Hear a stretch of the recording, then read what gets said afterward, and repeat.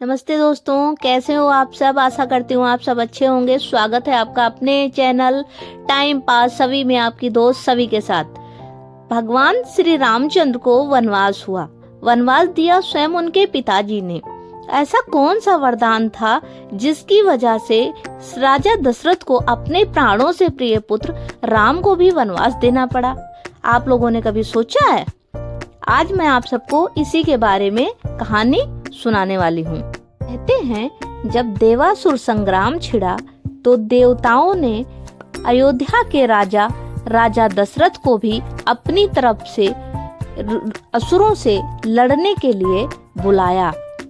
उस युद्ध में, भयानक युद्ध में राजा दशरथ घायल हो गए थे, चोटिल हो गए थे और उनकी बहादुर साहसी रानी कैकेयी ने, जो कि उस समय उनके रथ की सारथी भी थी, उन्होंने उनके प्राणों की रक्षा करी और असुरों की सेना से राजा दशरथ को दूर लेकर गईं और उनके प्राण बचाए थे। कहते हैं इसी घटना से प्रसन्न होकर राजा दशरथ ने कैकेयी को बोला, हे कैकेयी, तुमने मेरे प्राणों की रक्षा करी है, आज मैं तुम्हें 2 वरदान देता हूँ, मांगो।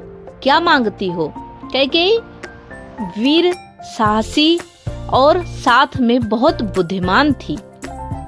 उसने कहा, हे राजन, मुझे अभी कुछ नहीं चाहिए, जब वक्त आएगा, समय आएगा, तब वो दोनों वरदान मैं आपसे मांग लूंगी। अब आते हैं वर्तमान समय में। अयोध्या के राजा दशरथ के प्रिय पुत्र श्री राम का जनकपुर में विवाह हो चुका है। वह माता सीता के साथ अयोध्या वापस लौट चुके हैं और उनके राज्याभिषेक की तैयारी जोरों शोरों पर है। ये बात सुनकर सबको बहुत खुशी हुई। पूरे अयोध्या में उल्लास का माहौल था, बहुत ज्यादा खुशी थी। भवन में, अयोध्या नगरी में चारों तरफ खुशियां छाई हुई थी, क्योंकि उनके प्रिय राम अब राज सिंहासन पर बैठने वाले थे। लेकिन ये बात कहीं ना कहीं मंथरा को बिल्कुल भी अच्छी नहीं लग रही थी। मंथरा, जो कि कैकेयी की दासी थी और वो अपनी रानी कैकेयी के साथ उनके राज्य कैकेय से ही आई हुई थी। मंथरा ने कैकेयी के कान भरने शुरू किए कि अगर राजा राम राजा बनते हैं, उनका राज्याभिषेक होता है, तो तुम्हारा पुत्र भरत राजा नहीं बन पाएगा और इस तरह से तुम महज एक रानी बनकर रह जाओगी, कभी भी राजमाता की पदवी तुम्हें प्राप्त नहीं होगी। इस तरह से भड़काते भड़काते उसने कैकेयी के कान भरे कि जो दोनों वरदान राजा ने तुम्हें दिए थे और तुमने नहीं लिए थे, अब वक्त आ चुका है, समय आ चुका है कि तुम वे वरदान राजा दशरथ से मांग लो।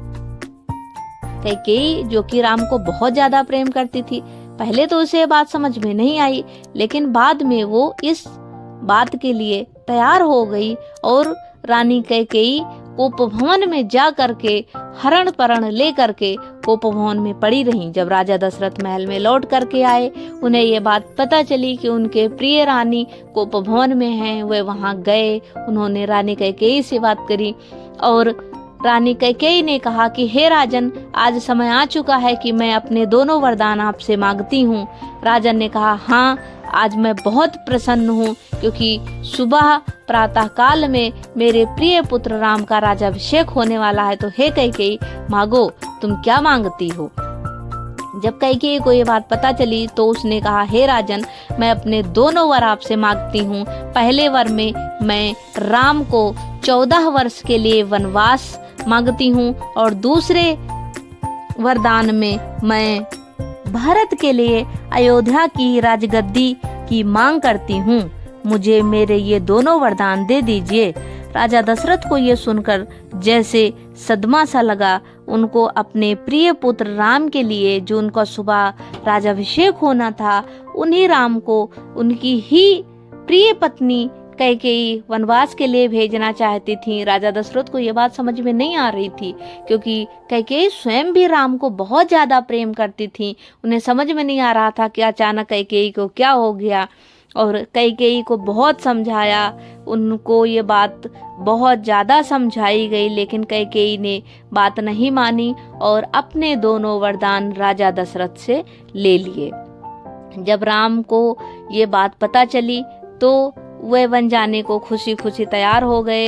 अतः उनके साथ माता सीता और उनके प्रिय भाई लक्ष्मण भी खुशी खुशी वन जाने को तैयार हो गए। तीनों भाई, दोनों भाई और माता सीता तीनों लोग वन को चले गए। उन्हीं के शोक में व्याकुल होकर कुछ ही दिनों में राजा दशरथ ने भी अपने प्राण को त्याग दिए, पर उनके वचन का पालन करने के लिए राम ने खुद को वनवास लिया और अपने भाई भरत को राजगद्दी दी।